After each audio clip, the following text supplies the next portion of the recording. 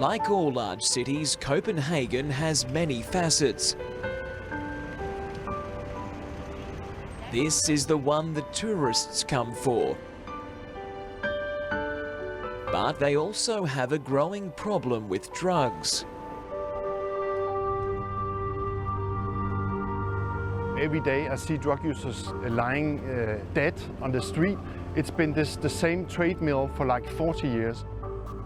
A long-term resident of Vesterbro, Copenhagen's red light district, Michael Olsen knows these streets better than anyone. It's like 4 blocks long and 4 blocks wide, 15,000 people, and it's like 800 drug users. Very addictive drug user coming here every day. And that's my daughter. Hi. Hi. Near the central station you can buy almost everything that you can buy at a pharmacy. Also hard drugs, primarily hard drugs, but also a lot of other pills. We have to try to deal with this problem in a new way. More efficient way, and in where we give the drug users more dignity. Having seen people on the street selling The Big Issue, a magazine that shares its profits with those homeless who are selling it, Michael decided the idea could be adapted to help those with a drug dependency. Illegal Magazine is a magazine that challenges the war on drugs and in the same time creates job possibilities for drug users. Instead of crime and prostitution, they can sell the magazine on the street. Du må meget gerne tage en illegal, vi ses. And the first issue has just hit the streets.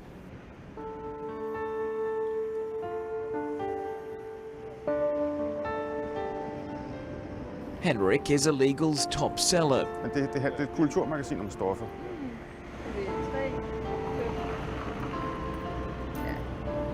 Det er fint, jeg siger mange tak. Og jeg siger også mange tak. Jo. Undskyld, må jeg ikke spørge jer, har I hørt om det her nye magasin, der hedder Illegale? Men det er et kulturmagasin om stoffer. Ja. Og så de her artikler, der står i for eksempel ham her. Hans oldefar, han har leveret hambreb til sejlskibene. Det er ligesom, They are motivated sellers. More magazines means more drugs. From what I know, I'm no expert, but from what I understand, the efforts to combat the drug problem in Denmark has not been all that fruitful. I think it's a more humane way of dealing with it, and also that's the way to motivate people to maybe get rid of their addiction. Every sale helps reduce the need for users to steal. Instead of go stealing, I go selling this illegal.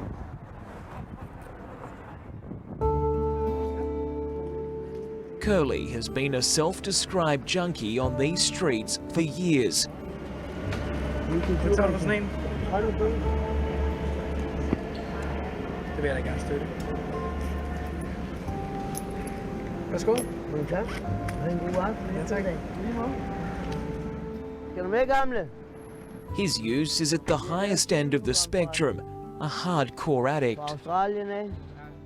It's hardly surprising that not everyone here is happy about this new magazine.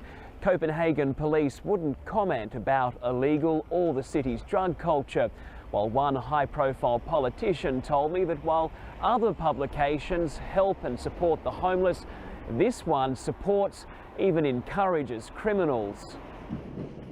Just a few hundred meters from the country's busiest train station, in the back of a safe injecting van, I watch uncomfortably as Curly calmly injects himself with the first of 3 daily hits of heroin and cocaine.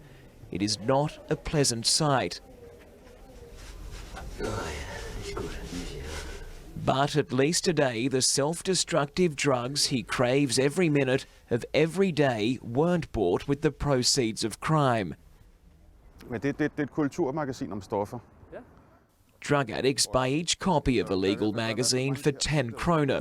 That's about $2. They sell it on the street for 6 and spend the $4 profit on drugs. Det står også her. Så er der en stofbruger, som får... It's not a lot, but Henrik spends what he makes on heroin. Yeah, I've always been addicted to white heroin from Thailand or Pakistan. White heroin was number one. While the first edition has been selling well, it's tough convincing customers that buying a magazine where the profits go straight into a drug user's veins is a smart investment. But those who care for the 1,000 addicts who pass through these safe injecting centres each day are optimistic. I haven't met one single drug user here that chosen this as his or her favorite way of life. It's most of them don't want to live like this, and they really wish for something else. These facilities in the safe injection room is made so they can have a life without the big amount of stress that comes with chasing the drugs, and I hope the magazine is a help too.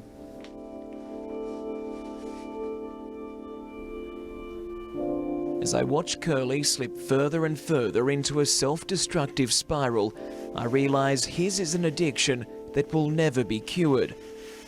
I don't think there will be less crime, but it depends a lot for those people who help themselves, people who don't feel good about lying, people who don't feel good about stealing. They will be so much prouder of themselves because they don't have to break the law. But other people who just don't give a shit. For those people, it doesn't make a difference. The only difference it will make, it will be more money. Der er så mange i år.